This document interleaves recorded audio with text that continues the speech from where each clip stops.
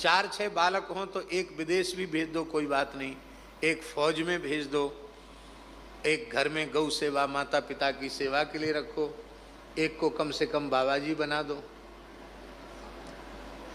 हाँ, ये कहना पड़ेगा महाराज जी, समय ऐसा आने वाला है कि अब भक्तों से कहना पड़ेगा भेंट मत दो, दक्षिणा मत दो, अब कोई बालक दे दो। क्योंकि साधु बनने वाली फैक्ट्री भी बंद हो रही है, बंद हो रही है, बहुत कम साधु बन रहे हैं। और जो बन रहे हैं वो कैसे बन रहे हैं इसकी व्याख्या करने की आवश्यकता नहीं है। हमारे पूज्य गुरुदेव पहाड़ी बाबा महाराज कहते थे, बच्चा साधु ऐसे नहीं बनते हैं। महाराज जी कहते थे कि जब 12 वर्ष रहे साधु की टोली, तब पावे एक ठिठोली। हाँ, बोली नहीं, 12 वर्ष रहे साधु की टोली, तब पावे एक ठिठोली। एक ठिठोली का रहस्य पाता है, प्राप्त करता है, तब जाने एक ठिठोली। तो महाराज जी से पूछते थे, महाराज जी ठिठोली का मतलब? अरे बोले ठिठोली नहीं समझते। बोले एक त्यागी तपस्वी महात्मा थे, एक भगत चरण पकड़ लिए, बोले नहीं महाराज कुछ न कुछ उपदेश तो देना पड़ेगा। अरे बोले पढ़े लिखों का काम है कथा वथा बाँचना, हम तो बालकालीन साधु हैं, देशकाली साधु हैं, और सीताराम करना जानते हो? कुछ नहीं जानते हैं। अरे महाराज सीताराम करने वाली तो सब कुछ जानते हैं, कुछ न कुछ तो बताना पड़ेगा।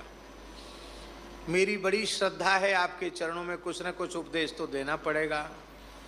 तो बोले साधु की ठिठोली है। महात्मा बोले, भजन करंते नरक परंते, इंद्री जीत कसाई, पर त्रिया को गले लगा के सीधे वैकुंठ जाई।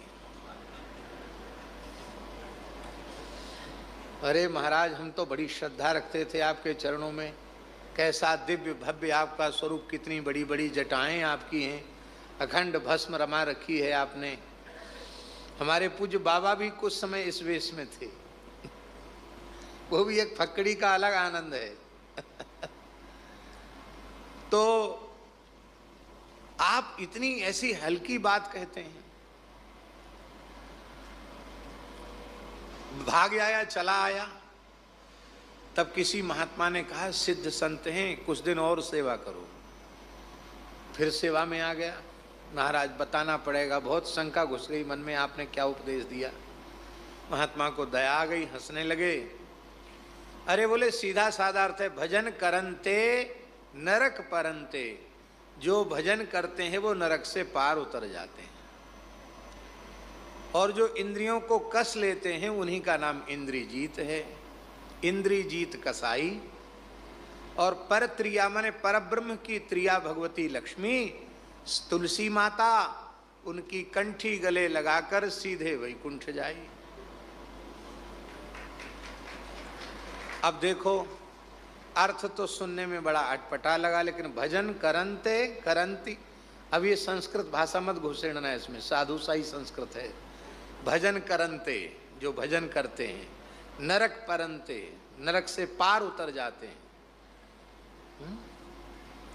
और इंद्रियों को जो कस देते हैं वो इंद्रिय जीत माने जाते हैं। इंद्रिय जीत हुए बिना, इंद्रियों को कसे बिना भजन हो नहीं सकता। और परब्रह्म की त्रिया तुलसी, उसको गले लगाकर सीधे वैकुंठ जाए। ऐसी बहुत सी बातें हैं साधुओं में। तो 12 वर्ष रहे साधु की टोली, तब पावे एक ठिठोली। अब महाराज जी कहते थे फिर 12 वर्ष रहे साधु की टोली, तब पावे एक बोली। अब ये 12-12, 24 किसको रहने की फुर्सत है? अब तो 24 दिन अभी गुरु जी के पास काटना मुश्किल है। बेस मिला नहीं कि फिर तो सीधे बैराग्य चढ़ता है, पूर्व पश्चिम उत्तर दक्षिण चारों दिशा जगीरी में, मन लागो मेरो यार। तो अब साधु भी जैसी पुरानी गुरु निष्ठाएं होती थी, जीवन व्यतीत कर देते थे संतों के गुरुजनों चरणों में, अपनी इच्छा से कभी कुछ करते ही नहीं थे, वो बात अब समाप्त हो गई। बीज रूप में है, समाप्त हो गई, ये कहना ठीक नहीं है। आज स्वामी शुद्धानंद जी ने अपने गुरु जी की एक बहुत अच्छी बात बताई बाबा, लिखने योग्य, जगह जगह लिखा देने योग्य बात है। बोले हमारे गुरु महाराज कहते थे,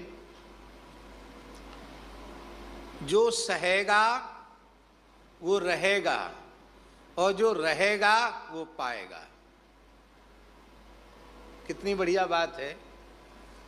जो सहेगा, संतों के स्थान में, गुरुजनों के चरणों में एक तरफा सहन करने का व्रत ले लेगा। चाहे जितनी प्रतिकूलताएं आए, हमें सहन करना है, उफ नहीं करना है, बोलना नहीं है। जो सहेगा वही रहेगा और जो रहेगा वो पाएगा। क्या किसको पाएगा? जिसको पाने के लिए घर द्वार छोड़कर लंगोटी लगाई है, उसको पाएगा। बोलो वृंदावन बिहारी।